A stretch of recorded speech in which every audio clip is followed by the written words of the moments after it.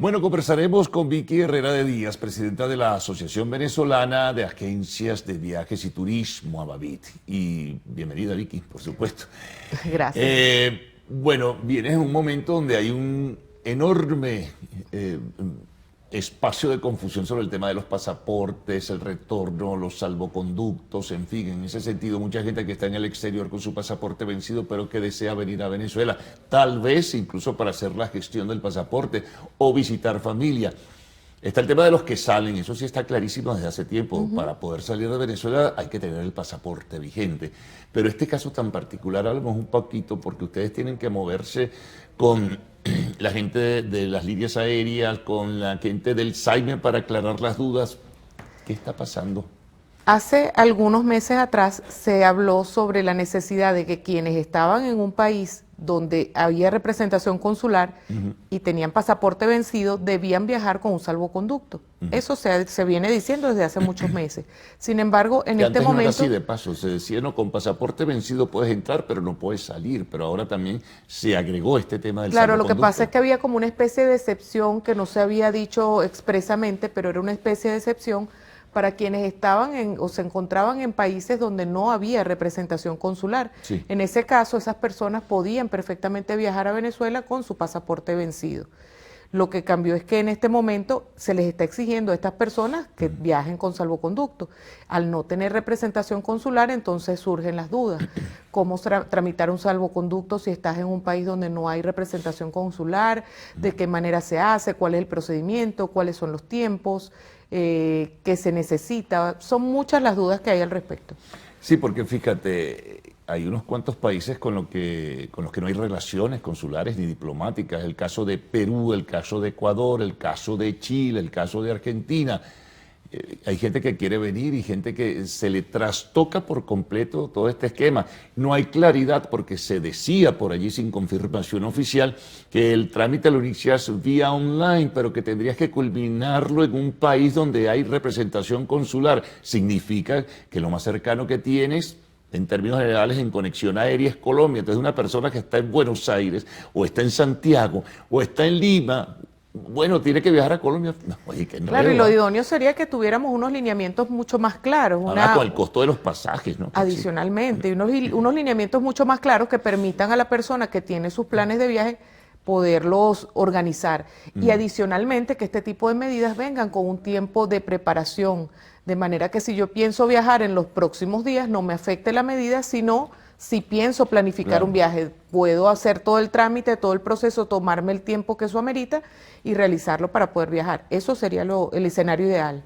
Sí, porque es que nos manejamos sobre la base de información muy general, sin precisiones en ese sentido, que si tienes que hacer la solicitud, por ejemplo, una semana antes y luego en 72 horas te responden para ver si está aprobado el salvoconducto que tú vas a utilizar para cuando vengas a Venezuela con el pasaporte vencido, el tema de la cédula o no vigente, eso también genera mucha confusión. Yo hice un ejercicio de pedir información a la Embajada de México específicamente y hablaban de 10 días de trámite.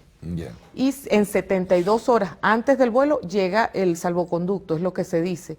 Sin embargo, hay quienes estando haciendo el trámite indican que tienen temas para terminar de lograr el pago, hay quienes indican que tengo un pasajero que pudo lograrlo, que pudo tener su salvoconducto por vía digital, le llegó a su correo.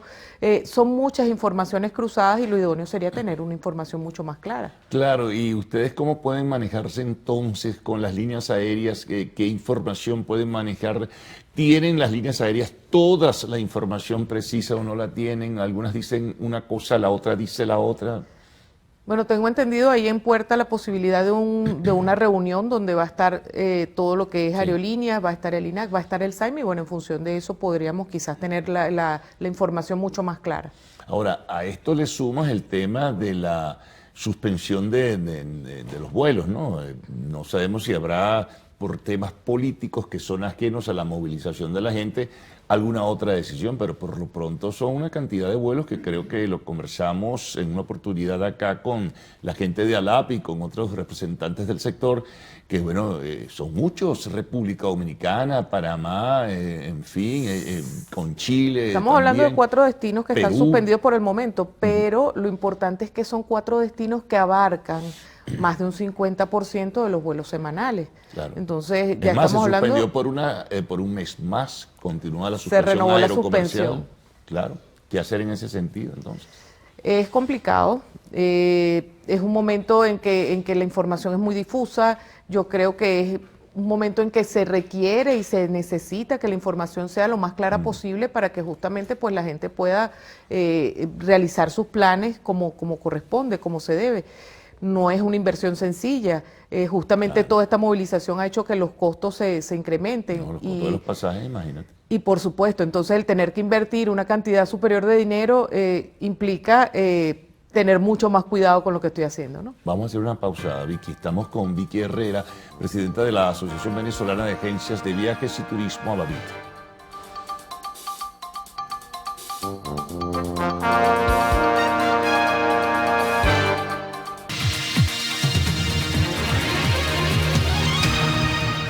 Continuamos conversando con Vicky Herrera, presidenta de la Asociación Venezolana de Agencias de Viajes y Turismo. Bueno, retomemos un poco lo que conversábamos antes, Vicky, cómo se está moviendo la gente, ¿no? Para poder viajar fuera de Venezuela y poder hacer conexión. Por lo general, Bogotá, ahora está Curazao, pero Curazao el volumen de vuelos no es tan similar como lo puede tomar el aeropuerto El Dorado de Bogotá, que es un aeropuerto grande. Se habla de Trinidad o incluso que te vas vía México. En fin, explícanos un poquito para que la gente se ubique. Es un engranaje porque el volar y tratar de conectar con otro destino implica muchísimas aristas, muchísimos elementos que hay que de alguna manera ir concatenando, ¿no? El tema de los horarios, el tema de los visados. Hay países que requieren visado, entonces el pasar de una aerolínea a otra implica probablemente tener que hacer migración en ese país y hay que ver los requisitos migratorios para poder hacer esa migración, o sea, pasar de la zona estéril, salir, buscar maleta, hacer nuevamente chequeo en otra aerolínea y volver a ingresar a la zona estéril del aeropuerto. Entonces todo eso implica que hay muchísimos elementos que tienen que sumarse. Tiene que haber los tiempos prudenciales para que el pasajero pueda hacer toda esta movilización, tiene que haber la posibilidad de que estas líneas conecten, la posibilidad siempre de que una aerolínea tenga algún inconveniente y afecte el siguiente tramo. Sí. Entonces todo esto es complejo, es complicado. Amerita muchísimo estudio. Parece mentira, pero a veces te dicen, bueno, yo quiero ir a, qué sé yo, quiero ir a Panamá. Bueno, no es tan sencillo, tenemos que ver la disponibilidad, Bogotá, las aerolíneas que tienen esa disponibilidad, lo que debes hacer para llegar a un sitio y pasar a otro. No es sencillo. Ahora fíjate, por ejemplo, de orientación.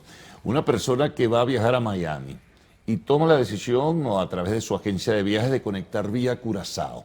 Primero tiene que esperar, porque no hay tanta continuidad de vuelos, unas cuantas horas. Pero para estar en Curazao, por ejemplo, 7 horas y media, como le pasó a un amigo mío, o tienes que tener visa americana probablemente, o tienes que tener un pasaporte de la Unión Europea. Y los que no lo tienen, por ejemplo, claramente, sí, es lo claro, que te si comentaba. para Estados Unidos obviamente tienes que tener la visa, pero en otros casos no, vas a conectar con otro lugar. Es lo que te comentaba, incluso hay casos en los que tienes que hacer pernocta, porque el vuelo siguiente para el destino al que vas sale al día siguiente, valga la redundancia. Entonces, te corresponde un periodo de espera donde pues hay toda una cantidad de elementos, hay que ver, como te comentaba, los requisitos migratorios. Por ejemplo, si vas por Curazao tienes que tener vacuna de fiebre amarilla. Entonces, si no la tienes, por ejemplo, si vienes de regreso y pretendes pasar por Curazao y no pusiste en tu equipaje la vacuna de la fiebre amarilla, no puedes entrar a Curazao.